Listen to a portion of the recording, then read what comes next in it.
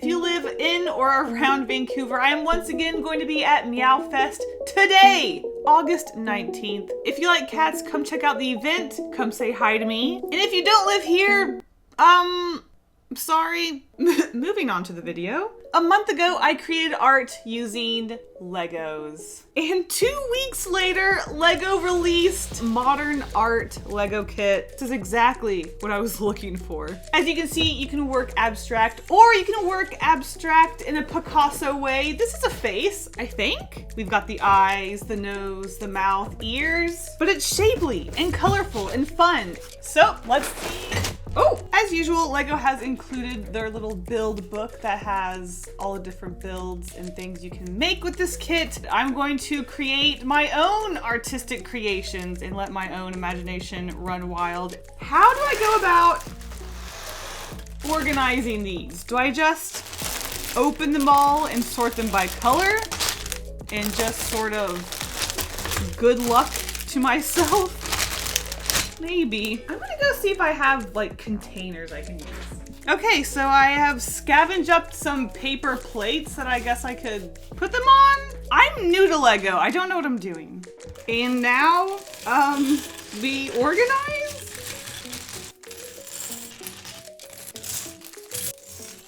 Okay, we have all of our colors organized and ready to go. So to get started, I actually thought I would give myself even more prompts to work with. I have 3 rooms in my house I really like to decorate. You guys know I have my black and white bathroom. I've got a pink and yellow room, and I've also just got a super colorful everything goes room.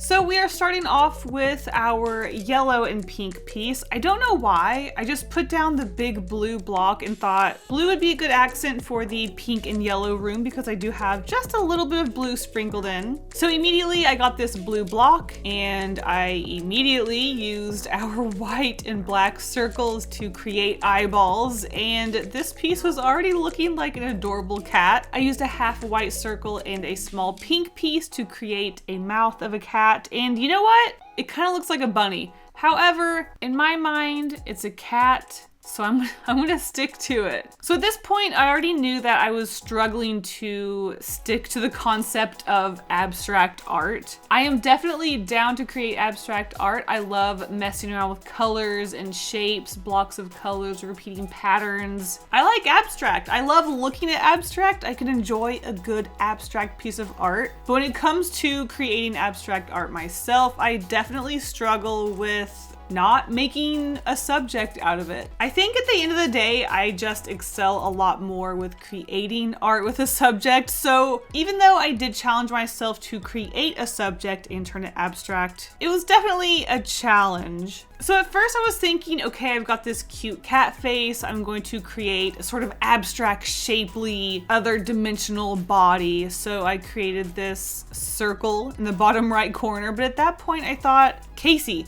you gotta stop thinking so literal. So at this point, I just started throwing down shapes and colors and blending them together, creating texture. Once I had the face down, I completely tried to ditch the idea of giving this character also ears. And at this point, I was just going to focus on the shapes and colors. And I think that's when I finally allowed myself to just have fun with it and stop trying to pressure myself into making it look like a cat. We have the eyes, we have the mouth, we have whiskers, which I added by putting these layered circle pieces in. And I even attempted to create these abstract tabby stripes. The cat is mainly blue and pink, so on the blue parts, I created pink stripes, and on the pink parts, I created blue stripes. So in a way, it's mimicking the stripes of a tabby cat, but also embracing, you know, abstract, modern, I guess, art. This was a very good start to these projects. I definitely had a lot of fun once I got into the groove of letting go of the subject and just trying to focus on shapes and colors. After that, it was a lot of fun. I think my favorite part is just creating these lines of color that break away and are scattered through and create almost like a gradient. gradient. You will definitely be seeing that repeated through all of the pieces today. But I will say, because this is my first piece and I absolutely loved all the circle pieces, I did sort of use up a lot of the circle pieces, and I do struggle with that later on. So as much as I love this piece, the others may have struggled from it. Other than that, a very good start. I think this one's cute.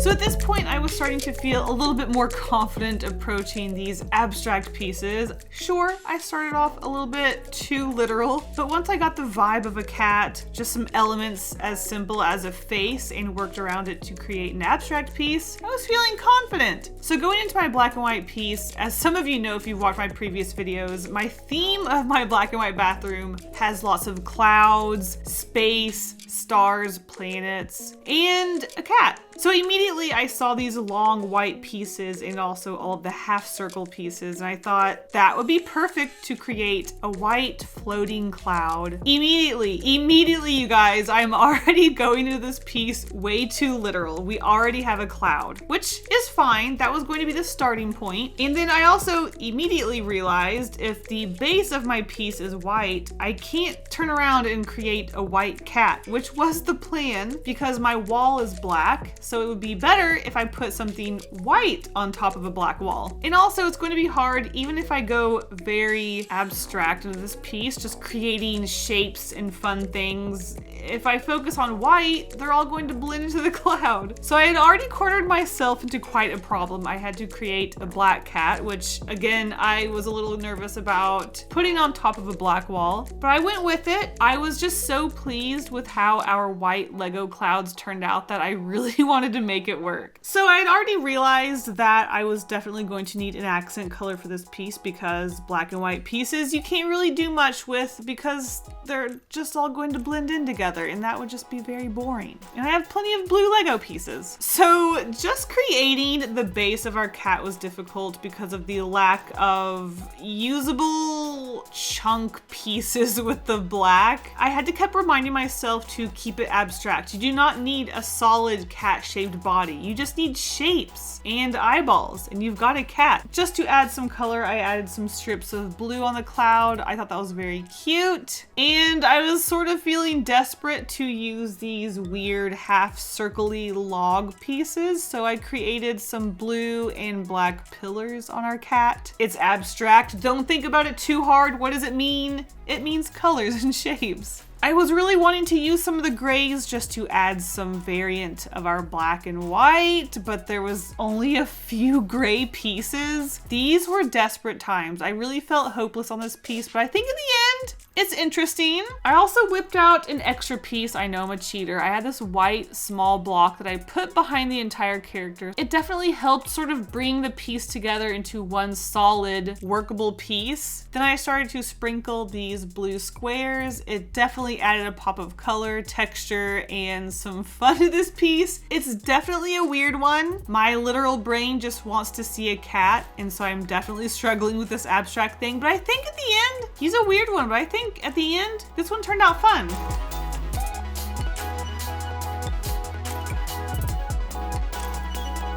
For our third and final piece, I decided because my other two pieces, I was so focused on the subject being a cat, I wanted to simply focus on creating an abstract piece simply for the colors and the shapes and the patterns. And then at the end, I would struggle to find a way to include cats because that's the challenge. I want these to be cat themed. So right away, I started off with a white frame just to have somewhere to put my Lego pieces. And from there, I just started to put down fun shapes and colors that I wanted to use. Like I mentioned, I used up a lot of these circle and round pieces immediately in the first one, so I was feeling quite limited. I was really looking forward to using our reds, teals, and our yellows and blues again, including all of them together to make one colorful piece. And I do think this is my favorite piece because it is more colorful. So once I had a general idea for the framing, I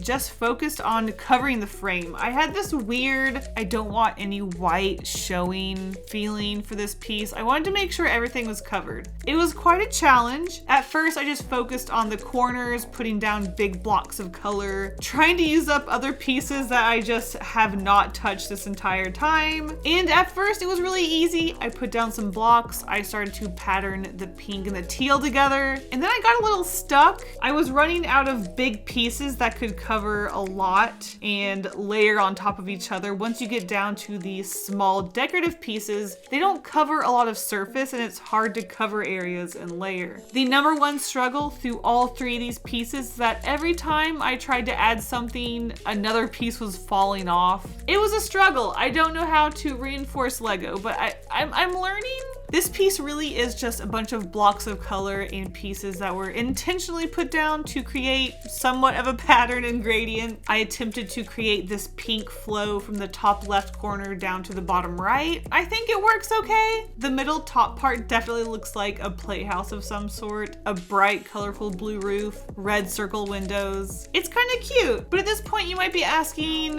where is the cat aspect? Have you spotted it? This time I really took an abstract approach, but it is there. Here, I'll zoom in for you. These shapes right here, these are ham and cheese. So we've got this teal abstract tabby cat and a red abstract tabby cat. Those are ham and cheese, and there you go. Honestly, this is probably my favorite just because it's super colorful and I like that. So there it is, our third and final abstract modern art Lego piece.